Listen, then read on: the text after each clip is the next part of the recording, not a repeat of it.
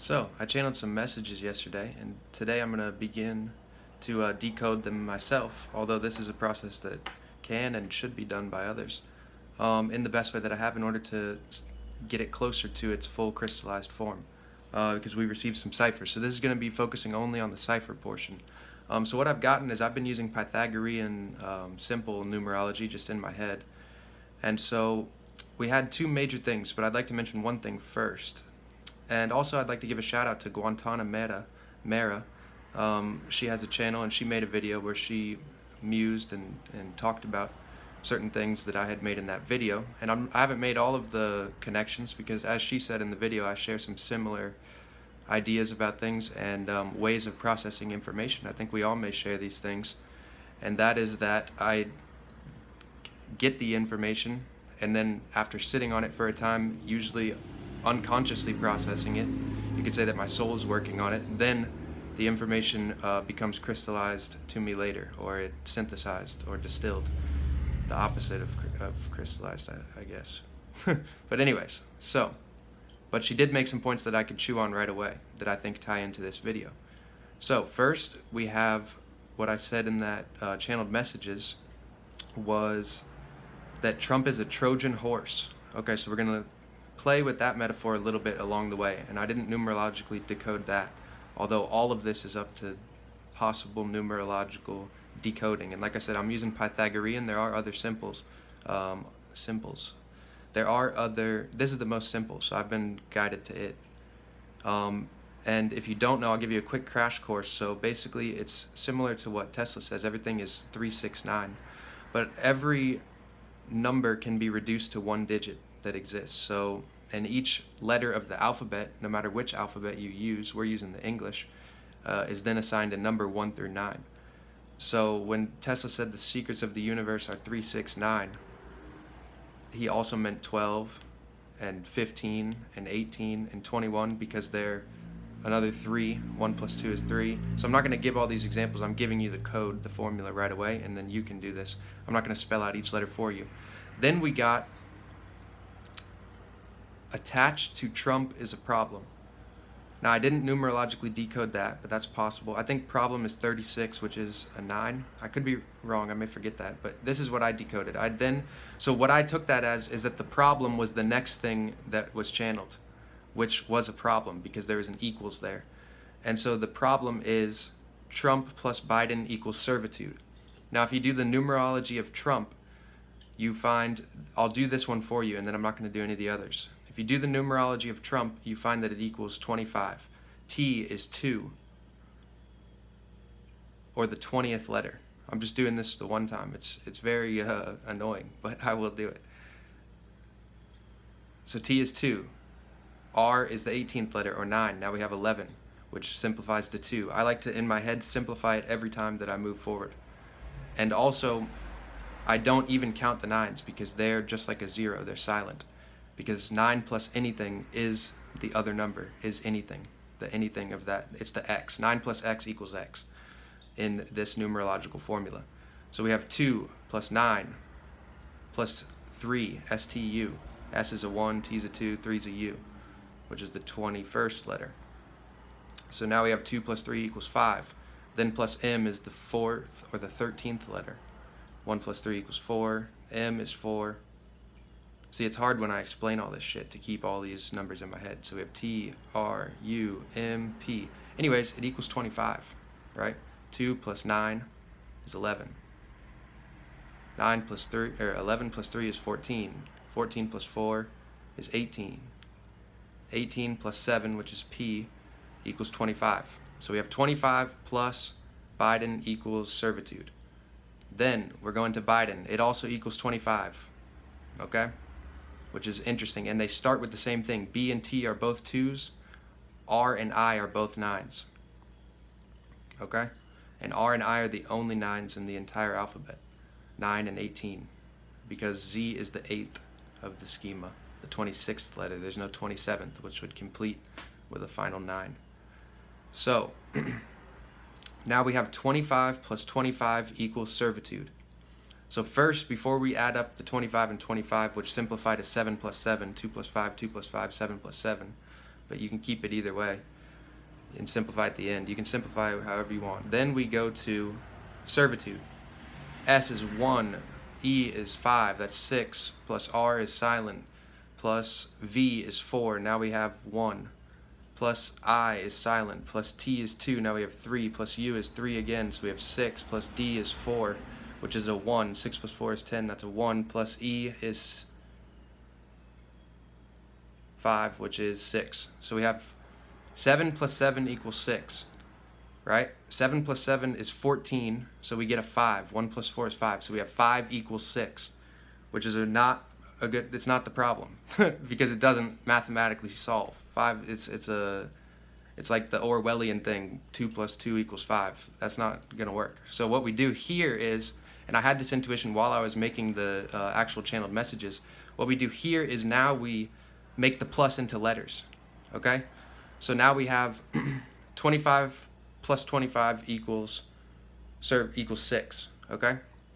Servitude's a numerological 6. So the plus is P-L-U-S, so we have 7 is a P, plus 3 makes a 1. 7 plus 3 is 10, 1 plus 0 is 1. Then we have, so we have 1, and then U is the third, so now we have 4, and then plus S we have 5. So now we have 5, 5, 5 equals 6. Okay, so first of all, now, that's a 5, 5, 5, that's a triple repeating number, that may mean something, but when you add 5 to itself 3 times, you get 15. 1 plus 5 equals 6. So now we have 6 equals 6 if we add that plus in. I know this is kind of odd, but this is just what I'm going with. This could be totally wrong. So now we have 6 equals 6. We have an actual problem here. Then if you do the numerology of equals, you get 5 for E plus P, Q, then plus 8 is 15 or 6. Then we have the U is 9. Then we have 1. Then we have 4. Then we have 5 equals. Did I do that right? EQ 5 plus 8. I did that wrong. It's not 15. 5 plus 8 is 13. It's 4. Sorry about this, guys. So we have 4 plus 3 is 7 plus 8. 2, 3. How am I doing this now? PQ is 8. Yeah, 8, E, 5, 1, 3, 4, U is 7 plus 8. 3 is 2 plus S. So we have 6, 3, 6.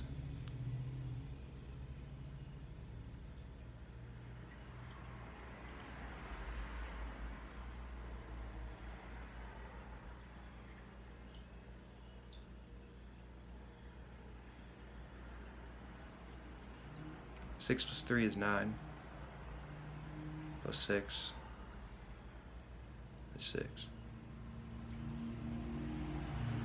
So anyways, we end up with 6 equals 6, and if you want to do the equals like that, that may be useful or not. There's probably some reason why I did it. But I also, so that's it. That's it for the mathematical cipher. Not sure how much that helps. But now we're going to talk about an intuition or a reception that I got about the next thing that I said in the video. So we had Trump is a Trojan horse. Attached to Trump is a problem. Trump plus Biden equals servitude. 6 equals 6. And the servitude is illusion. And this is the other thing I wanted to say, like Guantanus said. But the other thing that I wanted to say is that I'm doing the crab hand here. Something's coming to me. Shit. Attached to Trump is a problem. Change the tense of attached of the sentence. You being, or add a whatever to the front. I don't know all the names for all these words, but I'm good with them. Being attached to Trump is a problem. That kind of thing, right? Or attaching oneself to Trump is a problem. So now we move forward, right? That could be another way to view this. This is going to be sparking off stuff for people if you're in the right place at the right time. Then remember, I repeated after that, if you've seen the video, and I'll link the video below, that the rains are coming. So there's rain, R-A-I-N, right? Plus S. Rains are coming. Or we have the reins of the Trojan horse. The reins are coming to pull the steed back, okay, metaphorically. Or we have the reigns of kings. And this is where the Guantanamo part where she talks about Biden being Akhenaten in a reincarnated form. the spirit of Akhenaten. Then we have Trump, who is the spirit of Great Cyrus. So we have two major figures from so-called his story, from ancient history, which probably have some virility or some truth or some verification, but maybe it's definitely different than what we know about these kings. And it could be like mythological, archetypal, we don't know. But what I'm saying is the reigns are coming is what spoke truest to me, like the reigns of kings. And so the reigns of kings. All right, I'm actually called to continue a channel now. I need to grab some stuff real quick.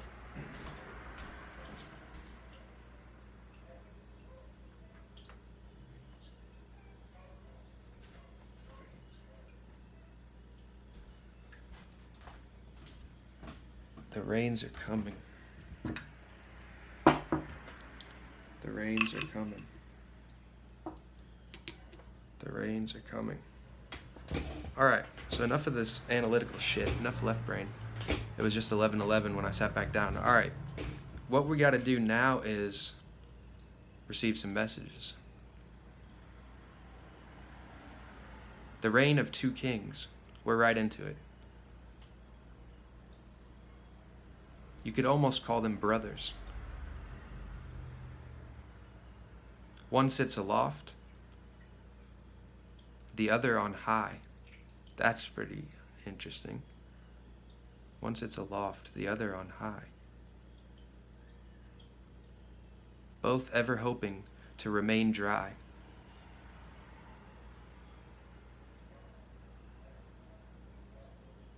Neither is who they seem to be.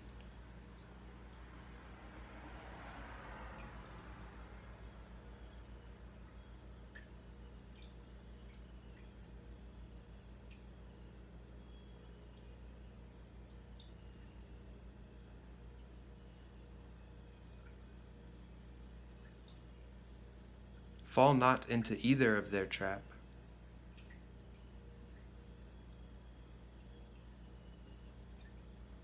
Be clear to see.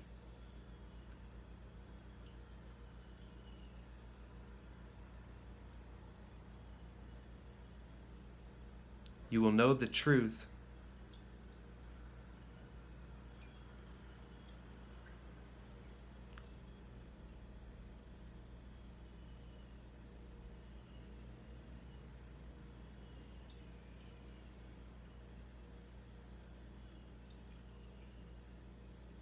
when you hear it from me. But me means each of you, referring to yourself as me. Your inner voice.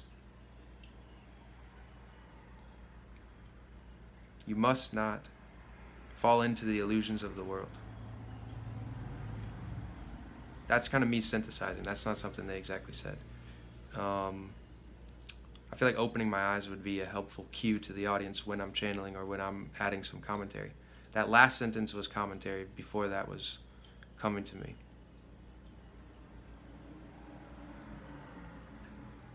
At some point I'll explain my conception of channeling as well, to seem less false unto myself and to give the true with a capital T depiction. But I don't necessarily know that I've come to the full truth of that. So,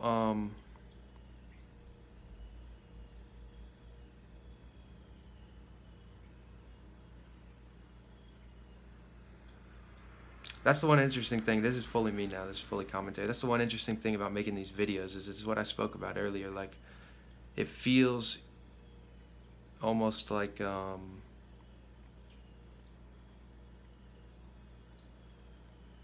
it's so odd. It's so fleeting. It's so odd how, when reflecting back upon what just happened or what I just said,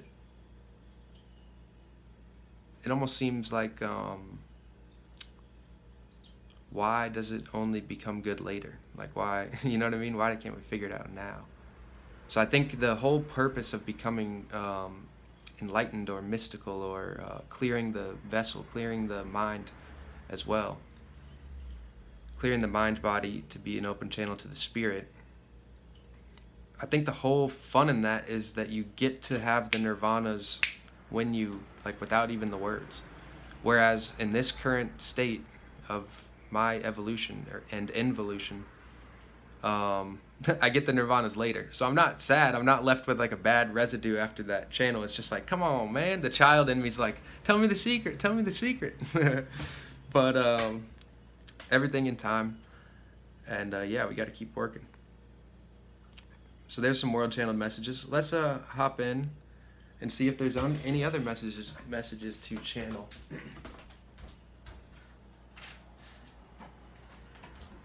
I want some fun stuff, spirits. Can we channel something fun? And enough of this me singing shit. Alright, something fun. What's fun? Let's see what they got.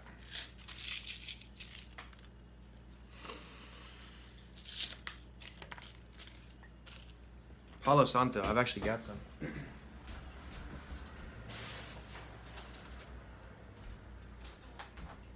Palo Santo.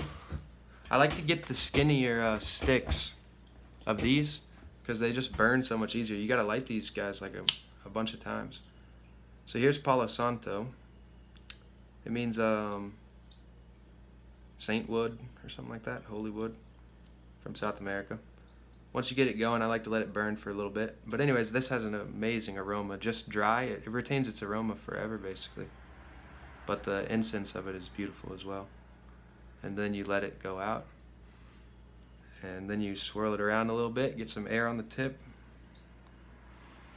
Beautiful. Sheesh, that's something. I haven't burned that in weeks. All right. I can feel it flaring up the nostrils. So, now,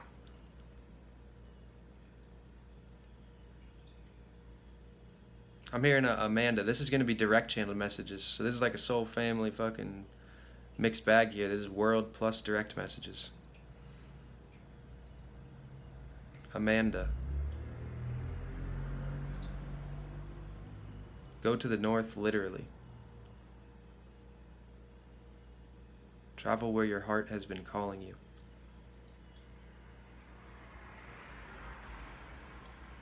You will be guided by the short man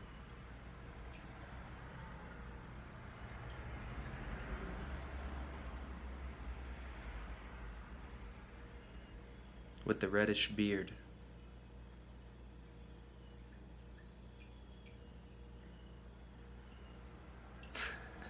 They're really cheeky with you, Amanda. Almost with a gnomish quality. So this man's going to have a gnomish quality.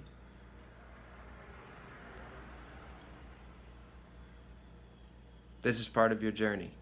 And we close that. Alright, that's for an Amanda, or I don't know if that name's important to you. That message was for you. And I trust that that this video will find you.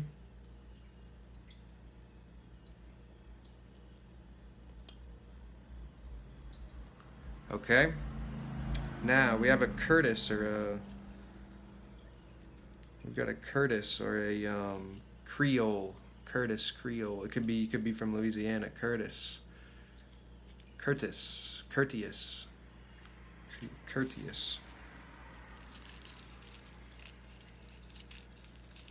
Maximus. Curtius.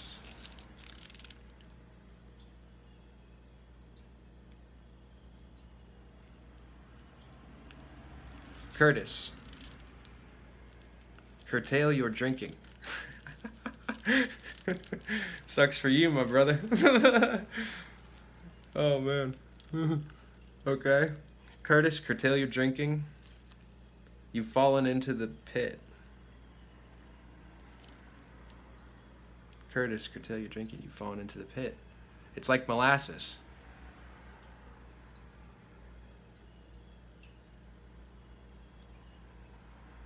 In here, you know you're stuck in shit. The reason why you put up a fit is because you're denying the spirits that flit.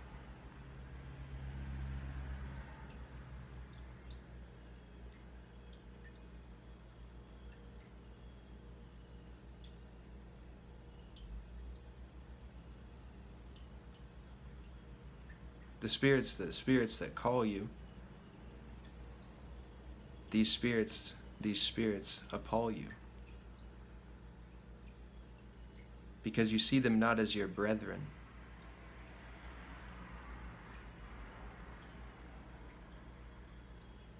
but as demented ones who failed to reach heaven.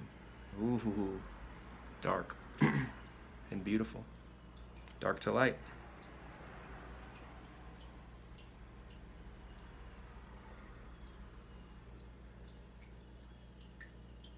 They even want me to put quotations on this next one, so watch me too. Yet they can reach, speaking of the spirits, heaven if you help. I hear that's not the right word, but I don't maybe have the language for it. If you help them along their way. So basically, it sounds like, Curtis, you've got some mediumistic abilities. And remember, we heard Courteous Maximus, Creole, all kinds of stuff. So you can help spirits along their way. All right, let's go next. Valentina, Valeria, Valentine, Valerius. They're putting it in Roman form today. That's interesting. Valerius. Or Latin, you could say, I guess.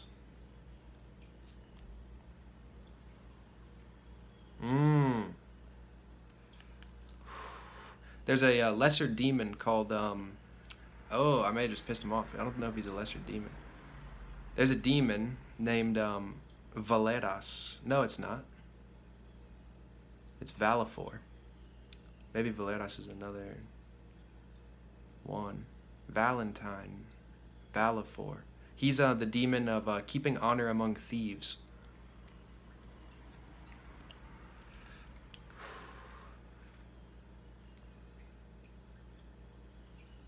The message for Valentine or Valeria or the Val one is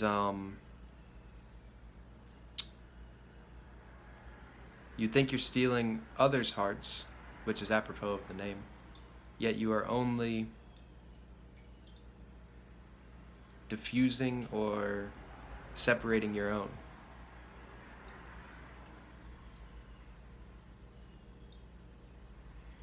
Your thievery is in the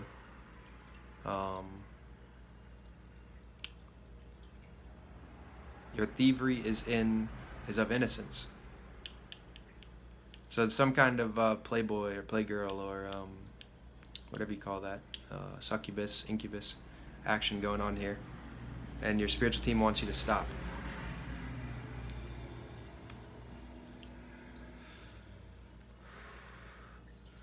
And they tell me Valefor does not protect these thieves for very long. So even if you've been doing any kind of darker magic or whatever you want to call it, reaching out to the demonic realms or to using grimoires or whatever, that it's not going to, whether to draw these women closer to you, I hear you may be doing that, or this sounds like a masculine figure. So it could be a man or a woman, but it's a masculine figure. It could be two people I'm talking to. You could be a woman. I'm hearing a woman as well that goes into the lesbian activities.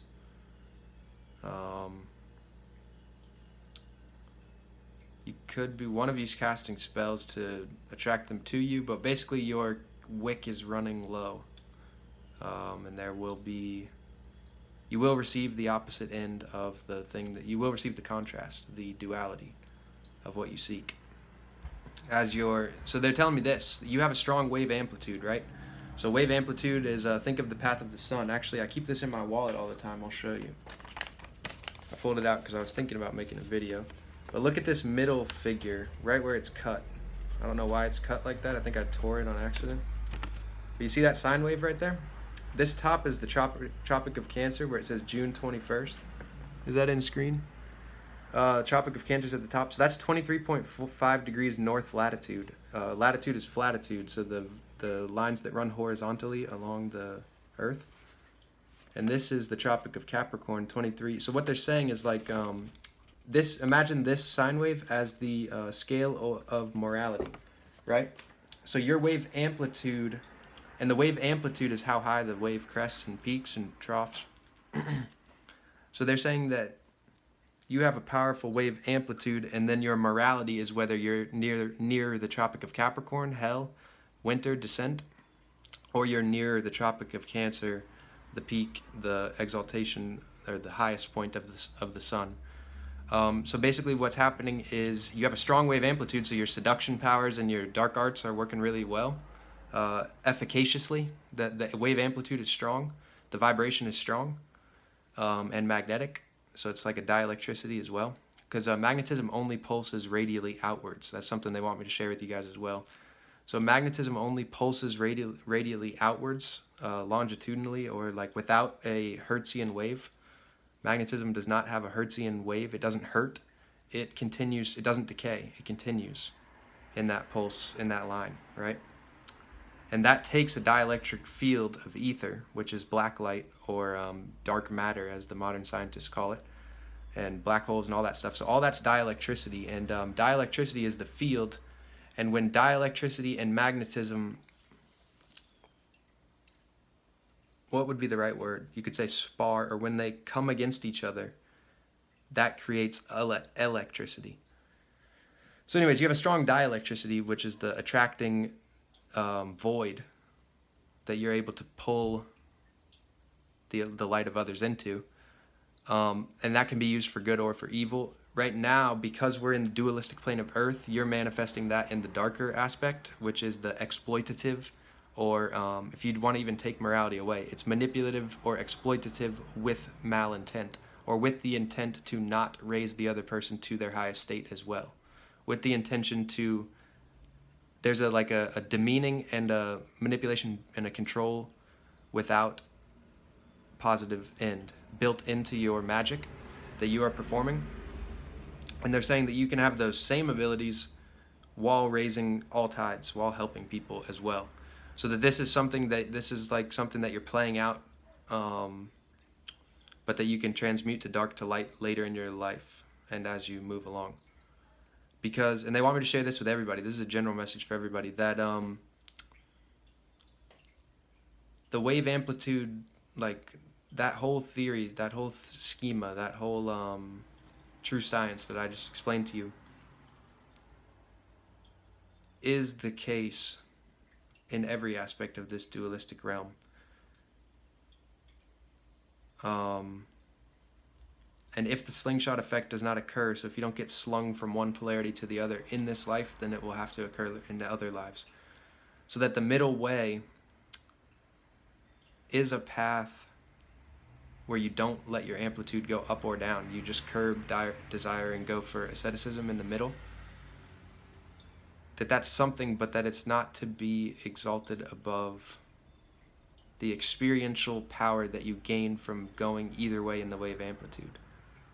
There's something to be said about the experiences that one saves in their soul from the extreme experiences viewed without morality. So whether they're up or down, just they're extreme. There's something that adds to a person that we equate in the human life as like depth or spice, or like zest, or they've got teeth. There's something behind their energy. There's something behind the smile. There's a glint in the eyes. That all those things come from your depth of experience across incarnations. So to not basically they're saying this: choose the ascetic life at the right time, the right incarnation. It's not always time, and throughout an incarnation, it's not always time to be the ascetic at all times. There's a means, there's an alchemy to all of it. There's an alchemy to going down into a rabbit hole. There's an alchemy to climbing a mountain. There's an alchemy to, and those viewed metaphorically in a human life. So not to fetishize any of them. Don't fetishize the middle way. Don't fetishize the going high up to goodness and saving people and then realizing all the pitfalls of that and the false light that you were portraying, and then going all the way down to the depth of horror and realizing all of the depth in that experience. If you don't fetishize any of them, any of the dualistic natures, that will make it great. And to remove guilt from all of them. but to just come to an understanding of what you are reproducing and what you are rippling outwards.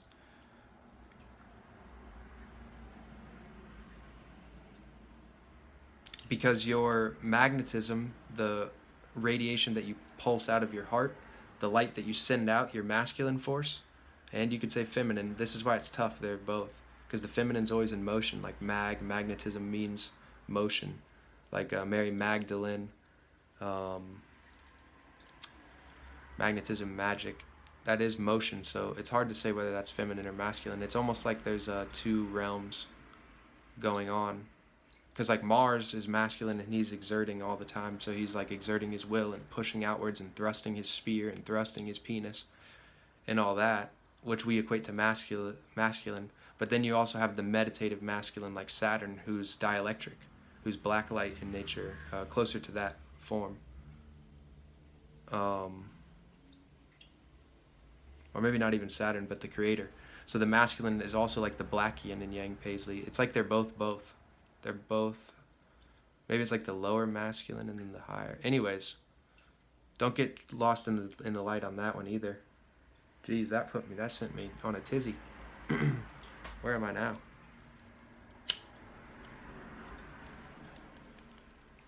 Oh yeah, that's what I was gonna say. What you inwardly feel, you project. So, and that occurs in the relationships that you meet as well, like the other souls that you come across, the brethren and sister that you come across are also going to be revealing parts to you. And like, if you meet someone like me, I'm specifically here with a purpose based on my astrological conjunctions to be that catalyst for the souls that are denying themselves. Like that's one of my specific roles. So if you come across me, that's something that I'm specifically doing. So it was very important for me to realize that so that it could become semi-conscious, conscious at times, so that, and this is a scorpionic thing, but it's also has to do with many other things. But to realize that that was what was going to naturally occur anyways, because at first you start to feel like an asshole or something because people put on different masks for you and they're saying you're wearing this mask and you're like, I'm not wearing that mask. Or they say like, you caused my life to go to shit. And then there is a truth to it that you did cause their life to go to shit. But inborn, I knew that there was some faith that they were lacking, that the causing of their life to turn to shit was exactly what they needed.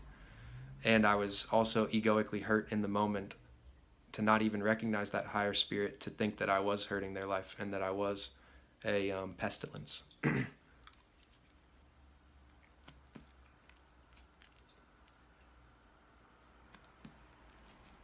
And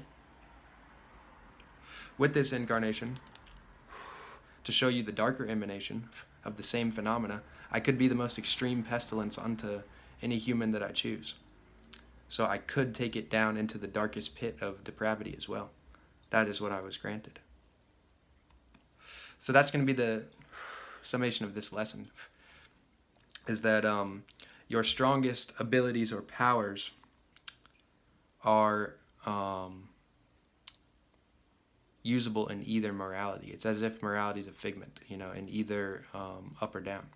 And so, but morality is not a figment in the actual incarnation. Like somebody actually suffers, somebody actually is saved, somebody is actually shown the truth, someone is actually deceived.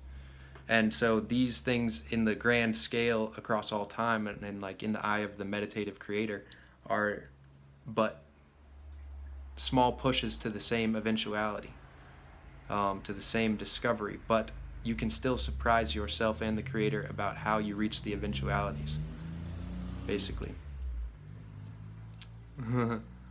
That's the fun in it. That's the play. That's the drama, is how the eventualities are reached. And one of the fascinations for me is to master the art and the ease of reaching the eventuality, so that I can transform somebody with the least external effects, so that somebody could be transformed with a smile or with a song or with a laugh, or with a gesture, or with a motioning of one's eyes from across a room, or from a wink. Because if I could move my transformative powers to something so condensed and so effective and so aligned, if I could align my being so with so much mastery, reach the highest involution and evolution, then it could be both fun for both of us, it could be an enjoyable experience, and it could be something that was written about for ages and that other people could, and spoken about, that other people could then replicate, and so that the entire process of everybody reaching their eventualities would be increased ad infinitum. So,